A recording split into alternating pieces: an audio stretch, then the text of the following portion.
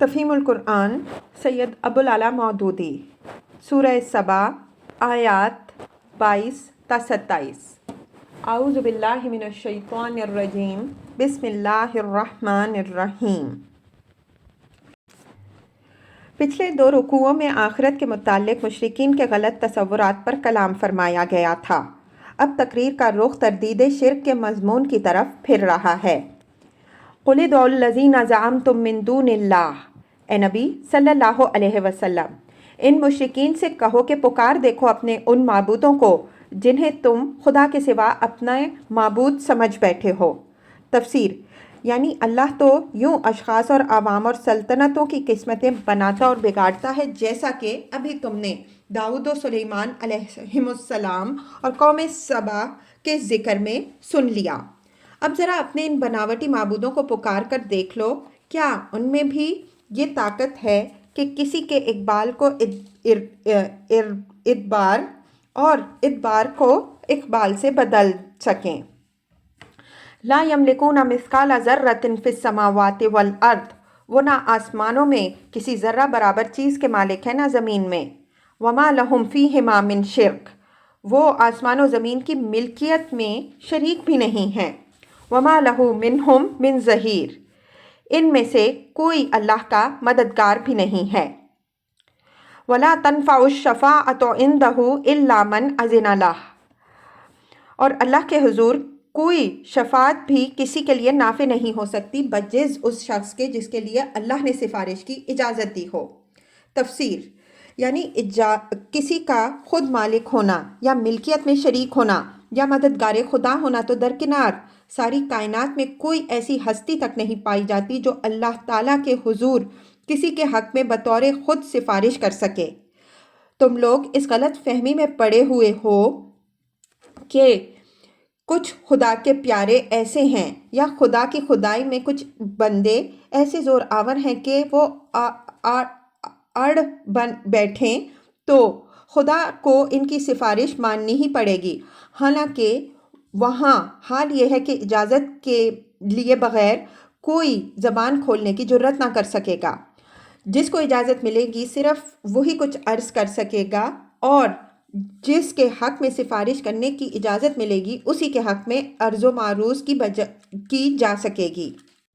حتیٰ اذا فزع عن قلوبہم، حتیٰ کہ جب لوگوں کے دلوں سے گھبراہٹ دور ہوگی، قالوا، تو وہ سفارش کرنے والوں سے پوچھیں گے، ماذا قال ربکم، تمہارے رب نے کیا جواب دیا؟ قالوا الحق، وہ کہیں گے کہ ٹھیک ہی جواب ملا، وہو العلی الکبیر، اور وہ بزرگ و برتر ہے۔ تفسیر: یہاں اس وقت کا نقشہ کھینچا گیا ہے جب قیامت کے روز کوئی سفارش کرنے والا کسی کے حق میں سفارش کی اجازت طلب کرے گا۔ اس نقشے میں یہ کیفیت ہمارے سامنے آتی ہے کہ طلب اجازت کی درخواست بھیجنے کے بعد شافع اور مشفوع دونوں نہایت بے چینی کے عالم میں ڈرتے اور کانپتے ہوئے جواب کے منتظر کھڑے ہیں۔ آخر کار جب اوپر سے اجازت آ جاتی ہے اور شافع کے چہرے سے مشفوع بھانپ لیتا ہے کہ معاملہ کچھ اطمینان بخش ہے، تو اس کی جان میں جان آتی ہے اور وہ آگے بڑھ کر شافع سے پوچھتا ہے، کیا جواب ملا؟ شافع جواب دیتا ہے کہ ٹھیک ہے، اجازت مل گئی۔ اس بیان سے جو بات ذہن نشین کرنی مقصود ہے وہ یہ ہے کہ نادانوں، جس بڑے دربار کی شان یہ ہے، اس کے متعلق تم کس خیال خام میں پڑے ہوئے ہو کہ وہاں کوئی اپنے زور سے تمہیں بخشوا لے گا، یا کسی کی یہ مجال ہوگی کہ وہاں مچل کر بیٹھ جائے اور اللہ سے کہے کہ یہ تو میرے متوسل ہیں، انہیں تو بخشنا پڑے گا۔ قل، اے نبی صلی اللہ علیہ وسلم، ان سے پوچھو، من یرزقکم من السماوات والارض، کون تم کو آسمانوں اور زمین میں رزق دیتا ہے؟ قل اللہ، کہو اللہ۔ تفسیر: سوال اور جواب کے درمیان ایک لطیف خلا ہے۔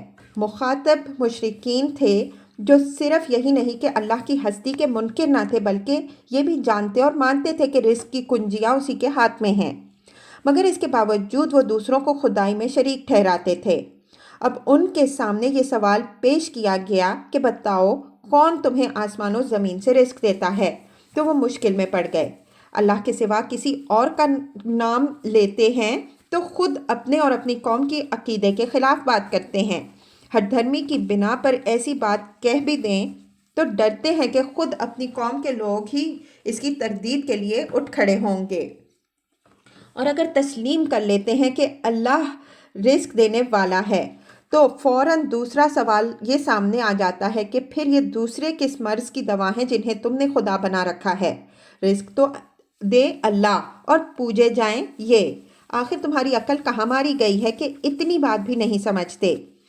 اس دو گنا مشکل میں پڑھ کر وہ دم بخود رہ جاتے ہیں۔ نہ یہ کہتے ہیں کہ اللہ ہی رزق دینے والا ہے، نہ یہ کہتے ہیں کہ کوئی دوسرا معبود رازق ہے۔ پوچھنے والا جب دیکھتا ہے کہ یہ لوگ کچھ نہیں بولتے تو وہ خود اپنے سوال کا جواب دیتا ہے کہ اللہ وَإِنَّا أَوْ إِيَّاكُمْ لَعَلَىٰ هُدًى أَوْ فِي ضَلَالٍ مُبِينٍ، اب لا محالہ ہم میں اور تم میں سے کوئی ایک ہی ہدایت پر ہے یا کھلی گمراہی میں پڑا ہوا ہے۔ تفسیر۔ اس فقرے میں حکمت تبلیغ کا ایک اہم نقطہ پوشیدہ ہے۔ اوپر کے سوال و جواب کا منطقی نتیجہ یہ تھا کہ جو اللہ کی بندگی اور پرستش کرتا ہے وہ ہدایت پر ہوا، اور جو اس کے سوا دوسروں کی بندگی بجا لاتا ہے وہ گمراہی میں مبتلا ہو۔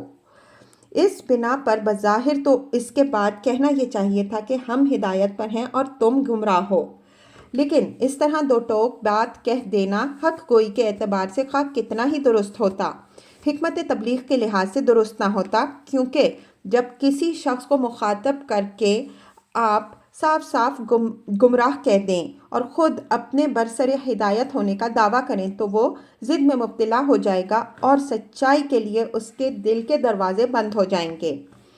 اللہ کے رسول چونکہ مجرد حق گوئی کے لیے نہیں بھیجے جاتے، بلکہ ان کے سپرد یہ کام ہوتا ہے کہ یہ زیادہ سے زیادہ حکیمانہ طریقے سے بگڑے ہوئے لوگوں کی اصلاح کریں۔ اس لیے اللہ تعالیٰ نے یہ نہیں فرمایا کہ اے نبی صلی اللہ علیہ وسلم اس سوال و جواب کے بعد اب تم ان لوگوں سے صاف کہہ دو کہ تم سب گمراہ ہو اور ہدایت پر صرف ہم ہیں۔ اس کے بجائے تلقین یہ فرمائی گئی ہے کہ انہیں اب یوں سمجھاؤ، ان سے کہو ہمارے اور تمہارے درمیان یہ فرق تو کھل گیا کہ ہم اسی کو معبود مانتے ہیں جو رزق دینے والا ہے، اور تم ان کو معبود بنا رہے ہو جو رزق دینے والے نہیں ہیں۔ اب یہ کسی طرح ممکن نہیں کہ ہم اور تم دونوں بیک وقت راہ راست پر ہوں۔ اس صریح فرق کے ساتھ تو ہم میں سے ایک ہی راہ راست پر ہو سکتا ہے اور دوسرا لا محالہ گمراہ ٹھہرتا ہے۔ اس کے بعد یہ سوچنا تمہارا اپنا کام ہے کہ دلیل کس کے برسر ہدایت ہونے کا فیصلہ کر رہی ہے اور کون اس کی روح سے گمراہ ہے۔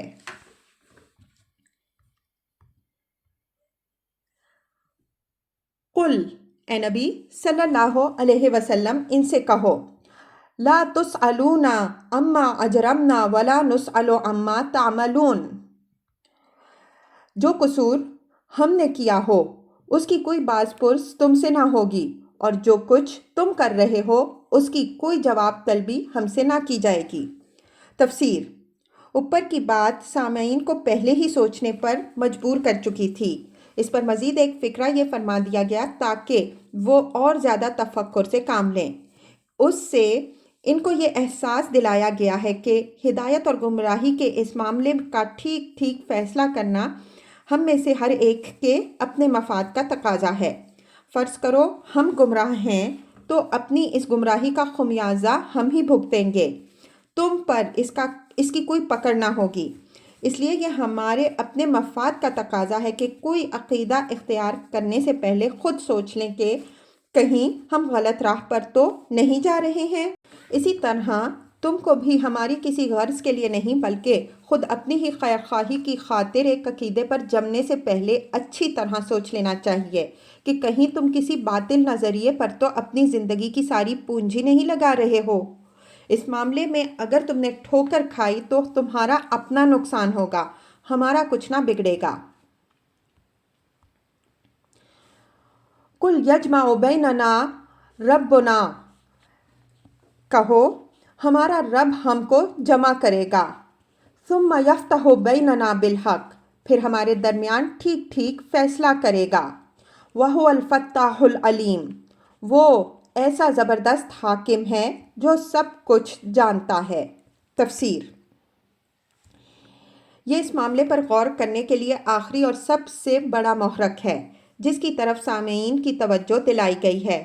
بات اسی حد پر ختم نہیں ہو جاتی کہ اس زندگی میں ہمارے اور تمہارے درمیان حق و باطل کا اختلاف ہے اور ہم میں سے کوئی ایک ہی حق پر ہے، بلکہ اس کے آگے حقیقت نفس الامری یہ بھی ہے کہ ہمیں اور تمہیں دونوں ہی کو اپنے رب کے سامنے حاضر ہونا ہے، اور رب وہ ہے جو حقیقت کو بھی جانتا ہے اور ہم دونوں گروہوں کے حالات سے بھی پوری طرح باخبر ہے۔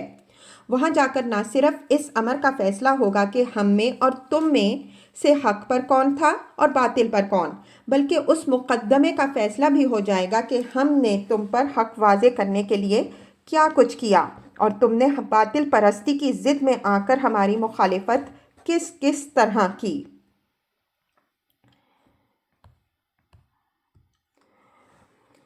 قل ارونی، ان سے کہو ذرا مجھے دکھاؤ تو صحیح، الذین الحقتم بہ شرکا، کون ہستیاں ہیں جنہیں تم نے اس کا شریک لگا رکھا ہے۔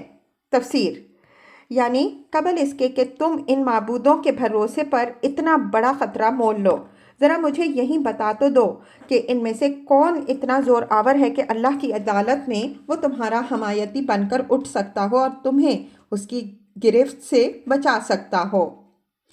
کلا، ہرگز نہیں، بل هو اللہ العزیز الحکیم، زبردست اور دانا تو بس وہ اللہ ہی ہے۔